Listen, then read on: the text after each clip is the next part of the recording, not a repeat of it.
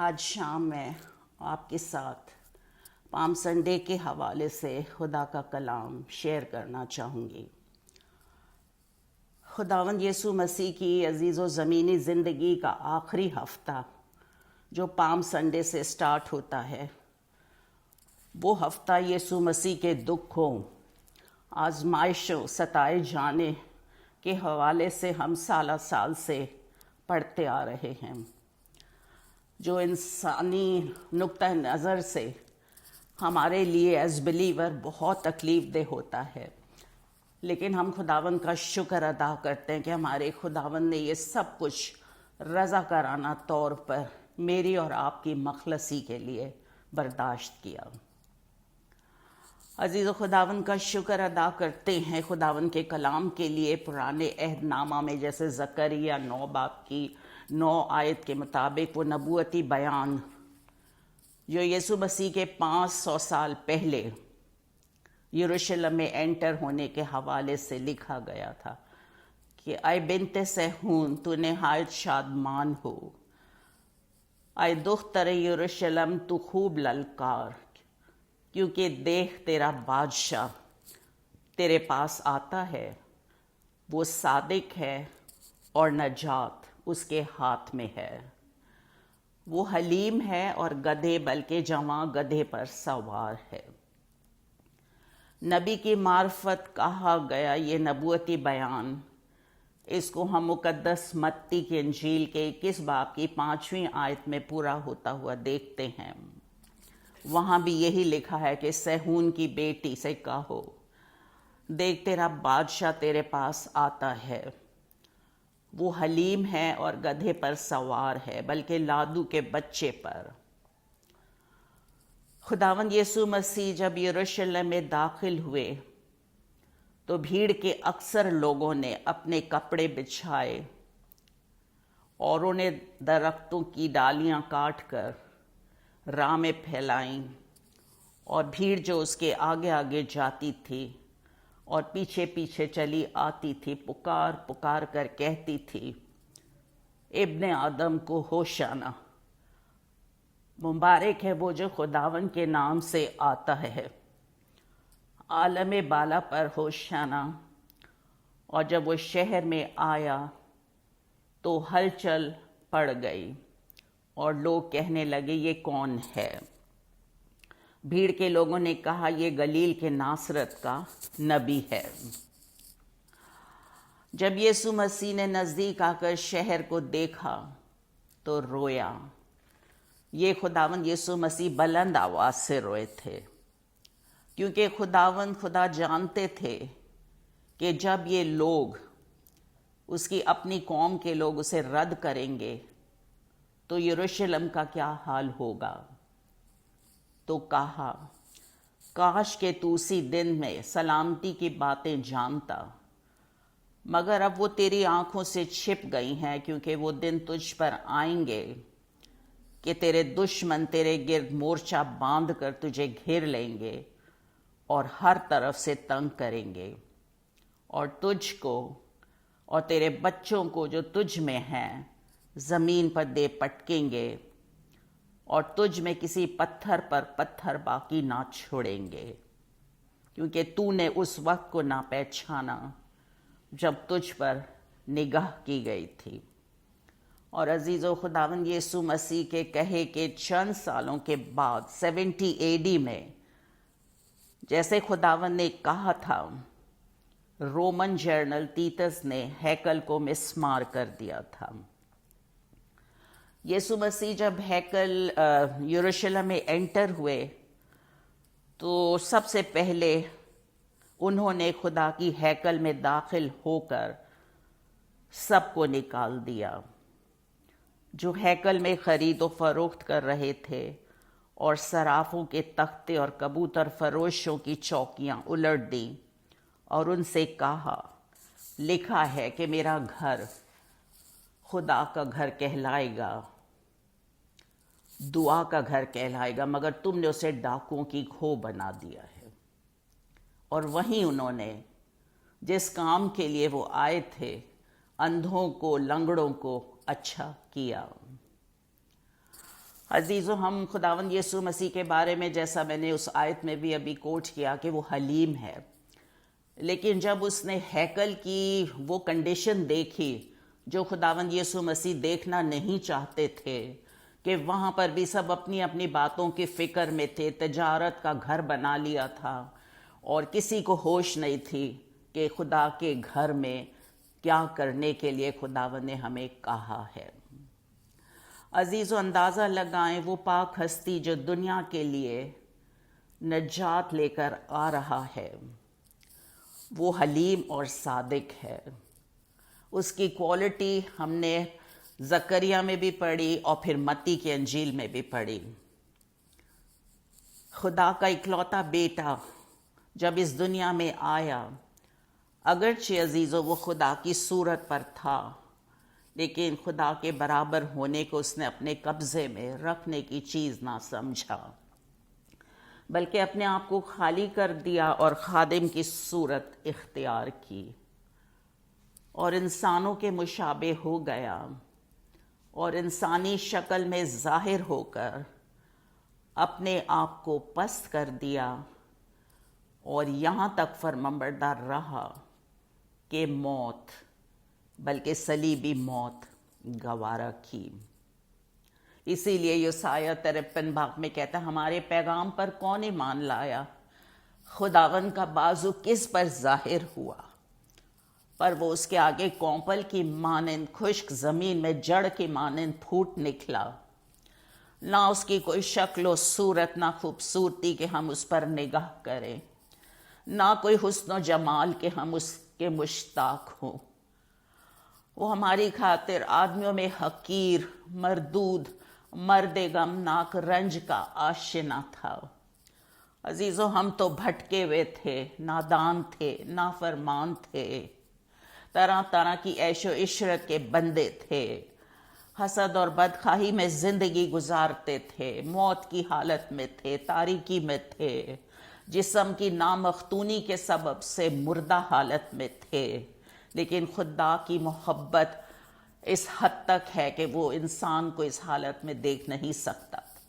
لہٰذا اس نے اپنے بیٹے کو دنیا میں میرے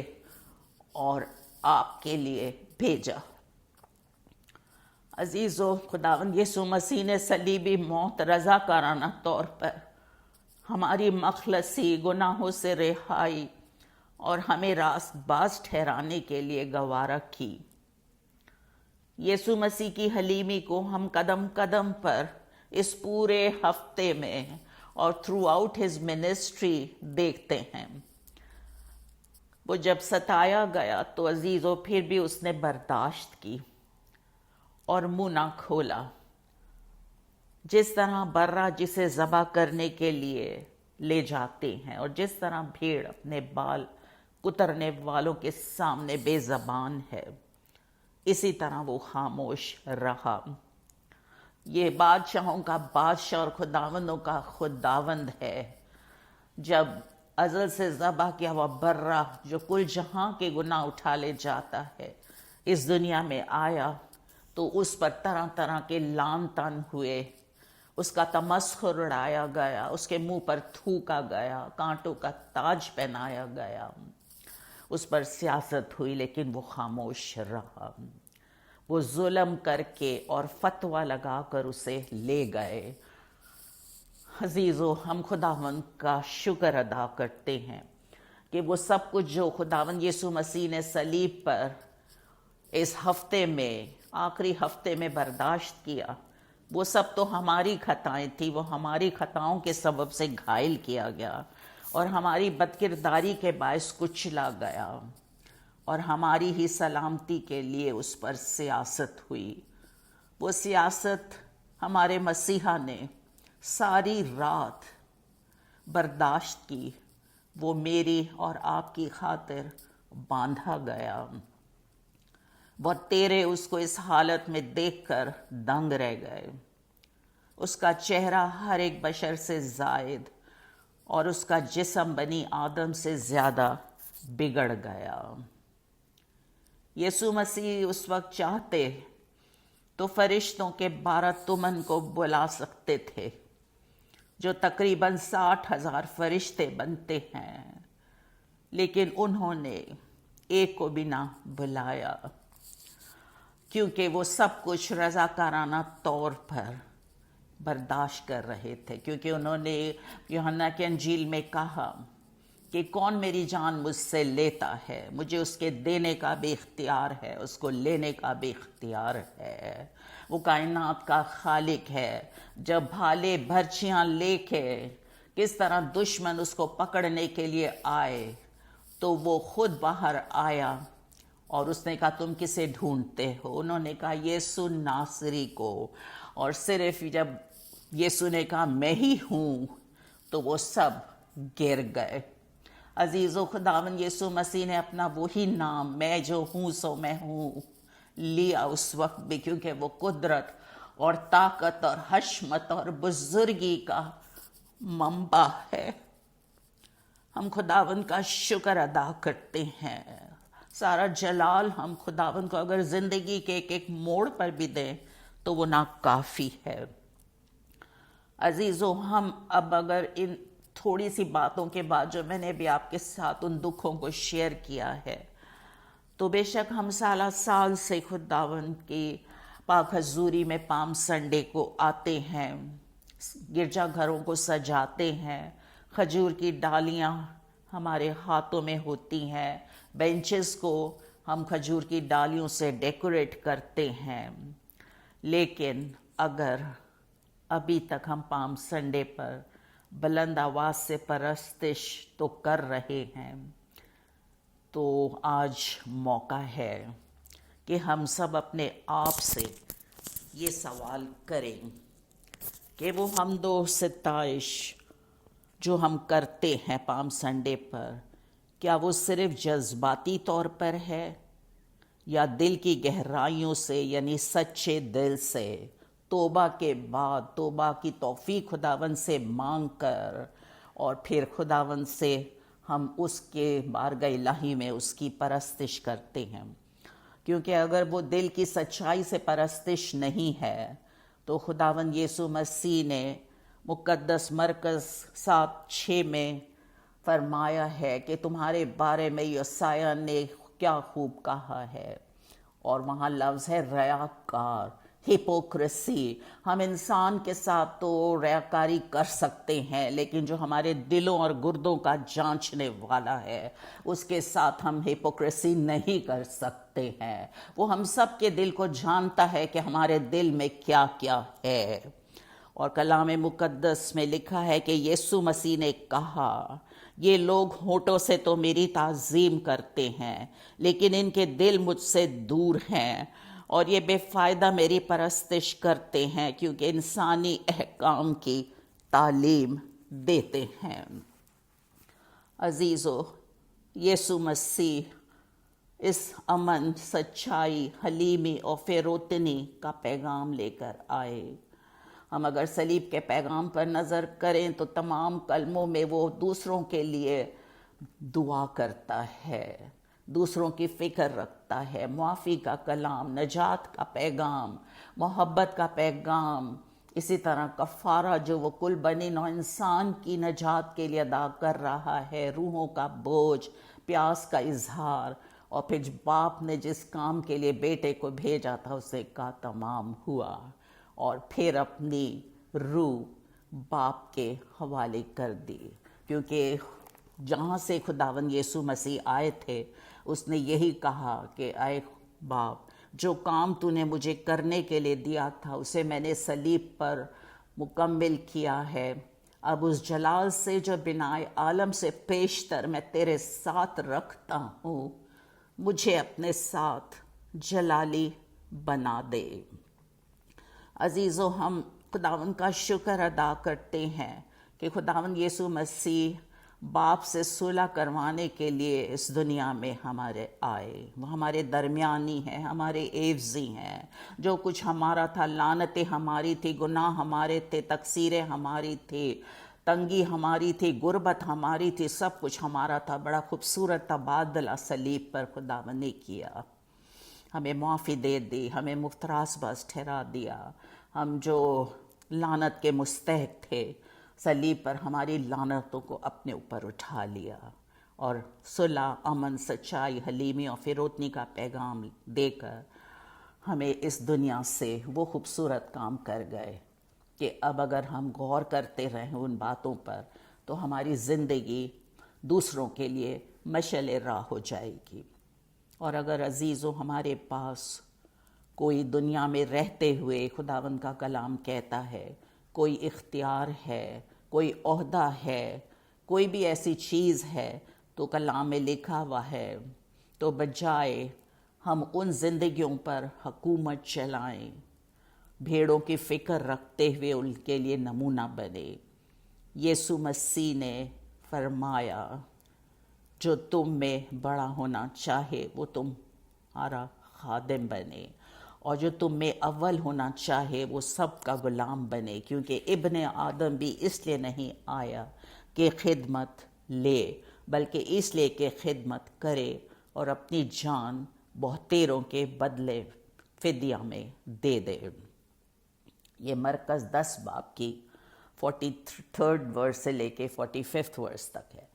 عزیزو، جس طرح اس بھیڑ کو جو خداوند کو یروشلم میں ویلکم کر رہی تھی، ہوشنا کے نعرے لگا رہی تھی، یسوع نے ان سے فرمایا کاش کہ تم اسی دن سلامتی کی باتیں جانتے، کیونکہ وہ دن آئیں گے جب دشمن تمہارے خلاف مورچہ باندھ کر تمہیں گھیر لیں گے اور تجھ کو اور تیرے بچوں کو جو تجھ میں ہیں زمین پر دے پٹکیں گے۔ اور 1900 سال تک عزیزو ایسا ہی ہوا تھا، جب انہوں نے پیلاطوس نے تو اپنے ہاتھ دھو لیے تھے، لیکن انہوں نے جب چلا چلا کر کہا کہ یہ گناہ ہمارے اور ہماری اولاد کے، اور جب انہوں نے یہ کہا تو 1900 سال تک 1948 تک، جب تک وہ اپنی وعدہ کی سرزمین میں نہیں آئے، دنیا میں بھٹکتے پھرے تھے، اور کلام کی وہ باتیں جو خداوند نے ان کے لیے کہی تھیں وہ پوری ہوئیں۔ عزیزو، آج ہمارے لیے، کلیسیا کے لیے، گھرانوں کے لیے، اداروں کے لیے بھی خداوند کی یہی آواز ہے کہ کاش کہ تم کلام مقدس کی باتوں پر توجہ کرو۔ جب تک ہم اپنے عزیز و مدعی کے ساتھ راہ میں ہیں، ہم اس کے ساتھ صلح کر لیں۔ کہیں ایسا نہ ہو کہ مدعی ہمیں منصف کے حوالے کر دے اور منصف ہمیں سپاہی کے حوالے کر دے اور ہم قید خانہ میں ڈالے جائیں، کیونکہ وقت ابھی ہے، وقت کو غنیمت جاننے کا موقع اور وقت ابھی ہے۔ ہم تو سالہ سال سے پام سنڈے منا رہے ہیں عزیزو، لیکن اگر اس پام سنڈے میں ہماری لائف میں کوئی چینج ہی نہیں آیا ہے تو ایک بہت بڑا سوالیہ نشان ہے۔ آج اگر ہم اپنے بچوں کی زندگیوں پر، اپنی زندگیوں پر غور کریں تو دشمن ابلیس آج ہمارے بچوں کے خلاف بہت سے مورچے بنا رہا ہے اور تنگ کر رہا ہے۔ وہ ایسے مورچے ہیں کہ اگر اس وقت ہم نے ہوش نہ سنبھالی تو پانی سر سے گزر جائے گا۔ ایک بڑی خوبصورت آیت ہے یرمیہ 9:21 کے مطابق، کیونکہ موت ہماری کھڑکیوں میں چڑھ آئی ہے اور ہمارے قصروں میں گھس بیٹھی ہے، تاکہ باہر بچوں کو اور بازاروں میں جوانوں کو کاٹ ڈالے۔ قید خداوند یوں فرماتا ہے کہ آدمیوں کی لاشیں میدان میں گھاس کھاد کی طرح گریں گی اور اس مٹھی بھر کی مانند ہوں گی جو فصل کاٹنے والے کے پیچھے رہ جائے، جسے کوئی جمع نہیں کر سکتا۔ وقت ہے اور موقع بھی ہے عزیزو کہ ہم اپنے نجات دہندہ کی باتوں پر توجہ کریں، جس نے فرمایا میرا جوا اپنے اوپر اٹھا لو اور مجھ سے سیکھو، کیونکہ میں حلیم ہوں اور دل کا فروتن، تو تمہاری جانیں آرام پائیں گی، کیونکہ میرا جوا ملائم اور میرا بوجھ ہلکا۔ آج موقع ہے کہ ہم اپنا ہر طرح کا بوجھ اس پام سنڈے پر خداوند کو دے دیں، اور کسی بوجھ کو بھی اپنے اوپر رکھ کر نہ چلیں، کیونکہ خداوند نے ہمیں دعوت دی ہے کہ محنت اٹھانے والوں اور بوجھ سے دبے ہوئے لوگ، آج بہت ساری اکثریت گھرانوں کی جب کسی کے ساتھ شیئرنگ ہوتی ہے تو بہت بوجھ ہے زندگیوں کے اندر، ایسی ایسی باتیں ہیں عزیزوں جنہیں سن کر تکلیف ہوتی ہے، اور وہ صرف اسی لیے ہے کہ اپنا بوجھ ہم خداوند کو نہیں دیتے، جس کا جوا نرم اور ملائم ہے۔ آج کون کسی کا بوجھ اٹھاتا ہے کوئی دنیا میں ایسا شخص؟ کوئی بھی نہیں، لیکن ہمارا نجات دہندہ ہے جو فرماتا ہے کہ اپنا بوجھ مجھے دے دو۔ یہ ہمارے اپنے اوپر ہے کہ ہم دیتے ہیں کہ نہیں، نئی زندگی حاصل کریں خداوند سے، نئے مخلوق بن جائیں خداوند کے حضوری میں، پرانی چیزوں کو خیر بات کہہ دیں، کیونکہ عزیزوں کتنی مرتبہ ہم نے صلیب کا پیغام سنا ہے، گڈ فرائیڈے کو سنتے ہیں، لیکن اگر ابھی تک کلام میں تو لکھا ہے جتنے مسیح یسوع کے ہیں ان سب نے جسم کو اس کی خواہشوں اور رغبتوں سمیت صلیب پر کھینچ دیا ہے۔ ابھی تک صرف ہم صلیب کے پیغام کو ہی سن رہے ہیں، کچھ کھینچا نہیں ہے کہ ہم خداوند کی پاک حضوری میں دے دیں۔ عزیزو ہم خداوند کا شکر ادا کرتے ہیں عزیزو، اس سے پہلے کہ فضل کا دروازہ بند ہو جائے، وقت کو غنیمت جان کر اس بھیڑ کا حصہ بن جائیں جسے ہم مکاشفہ 7 باب کی 9 اور 10 آیت کی بھیڑ میں پڑھتے ہیں، جہاں پر لکھا ہوا ہے کہ ان باتوں کے بعد جو میں نے نگاہ کی تو کیا دیکھتا ہوں کہ ہر ایک قوم اور قبیلہ اور امت اور اہل زبان کی ایک ایسی بڑی بھیڑ جسے کوئی شمار نہیں کر سکتا، سفید جامے پہنے اور کھجور کی ڈالیاں اپنے ہاتھوں میں لیے تخت اور برے کے آگے کھڑی ہے، اور بڑی آواز سے چلا چلا کر کہتی ہیں کہ نجات ہمارے خدا کی طرف سے ہے جو تخت پر بیٹھا ہے اور برے کی طرف سے ہے۔ عزیز و بنائے عالم سے پیشتر ہمارے لیے نجات کا الہی انتظام تو خداوند خدا نے کر دیا تھا۔ ہم خداوند کا شکر ادا کرتے ہیں کہ کلام میں لکھے اس نے بنائے عالم سے پیشتر ہمیں اپنے لیے چنا ہے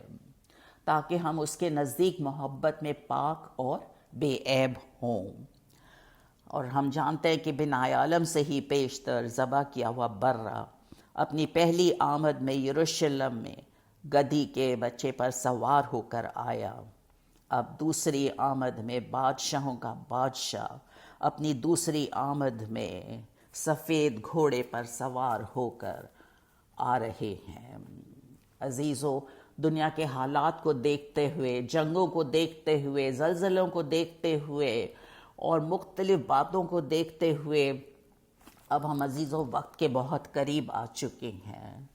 بہت بدقسمت زندگیاں وہ ہیں جنہوں نے ابھی تک وقت کو غنیمت نہیں جانا اور اپنی زندگی کو مسیح کے ساتھ خدا میں پوشیدہ نہیں کر دیا ہے، کیونکہ عزیزو جب تک گیہوں کا دانہ زمین پر گر کر مر نہیں جاتا اکیلا رہتا ہے، لیکن جب مر جاتا ہے تو پھر بہت سا پھل آتا ہے۔ ہماری زندگیوں کو خداوند پھلدار زندگیاں دیکھنا چاہتا ہے، ہمیں فضل عطا کرتا ہے، ہر روز ہمیں کلام میں کو پڑھنے کی توفیق بخشتا ہے۔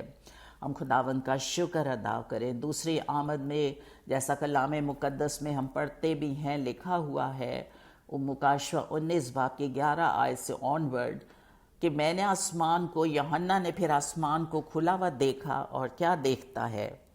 کہ ایک سفید گھوڑا ہے اور اس کا ایک سوار ہے جو سچا اور برحق کہلاتا ہے، اور وہ راستی کے ساتھ انصاف اور لڑائی کرتا ہے۔